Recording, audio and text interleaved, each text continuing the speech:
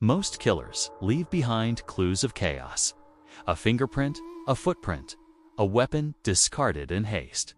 They are mistakes, born of panic and brute force. But the man who terrorized the city for a full year was different. He was not chaotic. He was a scholar. He was an artist, and his clues were not mistakes. They were his signature. He left behind no DNA, no witnesses, no discernible motive. At each crime scene, police would find the victim, seemingly chosen at random. A notoriously corrupt and gluttonous CEO of a major food distribution company. He was found dead in his mansion. The circumstances were different, but the calling card was the same. She was a sharp, intuitive investigator. This was not random. He was killing his way through the circles of hell, one by one.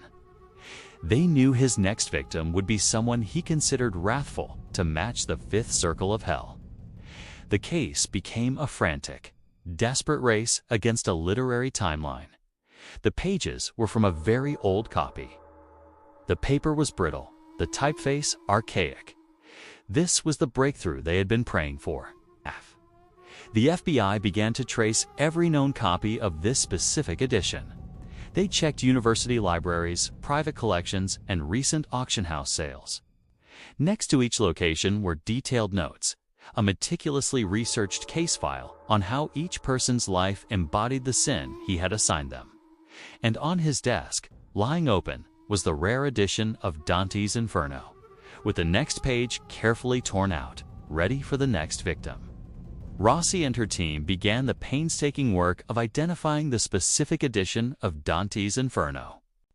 But in the end, he was just another man, brought down not by a divine intervention, but by the relentless, methodical work of a detective who knew how to read the story he was trying to write. He was calm, articulate, and utterly convinced of his own righteousness. He believed modern society had lost its moral compass, and he had appointed himself as its judge, jury, and executioner. The murders, to him, were not crimes. They were lessons. They were performance art. His specialty had been Dante. His name was Arthur Penn. They are sometimes the ones who are driven by an idea. Arthur Penn had twisted one of humanity's greatest works of imagination into a blueprint for murder. When police arrived at his quiet, book-lined apartment, he did not resist. They consulted with rare book experts and archivists across the country. She presented her theory to her superiors. They were skeptical. It sounded like fiction. But then, the third victim was found. A predatory payday lender, known for financially ruining hundreds of desperate families. The killer was not just leaving clues, he was delivering a sermon. He was a moral crusader, but no list of sinners. How do you predict who a killer wrapped in a delusion of divine righteousness will deem to be wrathful or heretical? The city held its breath. The librarian had become a modern-day boogeyman, a figure who could pluck anyone from their life and assign them a mortal sin. A vigilante who believed he was an instrument of divine justice. Known for her ability to see patterns that others missed. She was also the daughter of an Italian literature professor. When she saw the pages from the two crime scenes, a cold dread washed over her. She recognized them instantly. A single aged page of Italian poetry was left on the body. The epic 14th century poem that describes a journey through the 9 circles of hell. Rossi took the 2 pages and laid them side by side. The page found with the socialite was from Canto 5, describing the 2nd circle of hell, where the lustful are punished. This time, the police knew it wasn't a coincidence. This is the story of the killer they called the librarian. And on their person, they would find his chilling calling card. A single, brittle, carefully torn page from a book. Describing the 4th circle of hell, the punishment for the avaricious. Rossi's terrible theory was confirmed. The investigation was transformed overnight. It was no longer a search for a motive. They had the motive. The terrifying truth would soon emerge.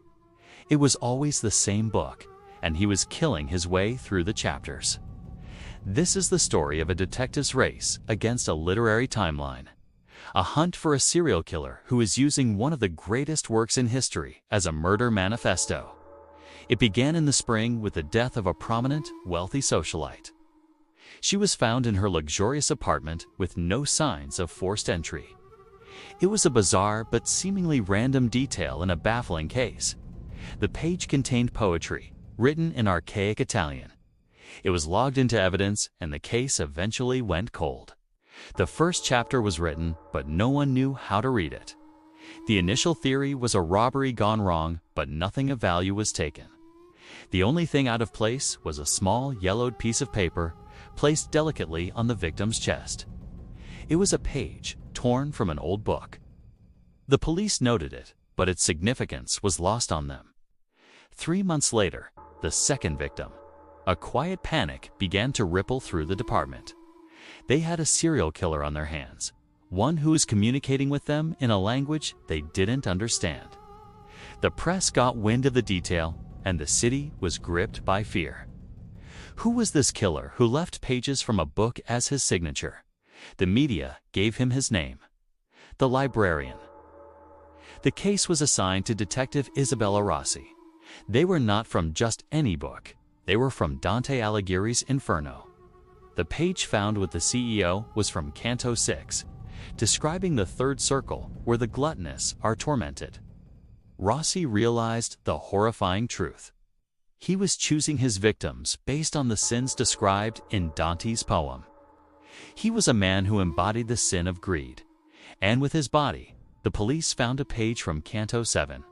The Killer's Manifesto was one of the most famous books ever written. They now had a map of his madness. The police had a list of sins. Detective Rossi shifted the focus of the investigation from the victims to the book itself. Finally, they found a match. The pages came from a rare 19th century illustrated edition, of which only a few hundred had ever been printed. The search led them to a name: a reclusive, disgraced university professor who had been fired years earlier for his increasingly erratic and fanatical lectures on moral philosophy. The apartment was a shrine to his obsession. One wall was a detailed map of the city, with the victims' locations marked. His confession was not that of a madman, but that of a disappointed God. The case of the librarian serves as a chilling reminder that the most dangerous monsters are not always the ones who are driven by rage or greed. He tried to turn the city into his own personal inferno, a place where he alone could pass judgment.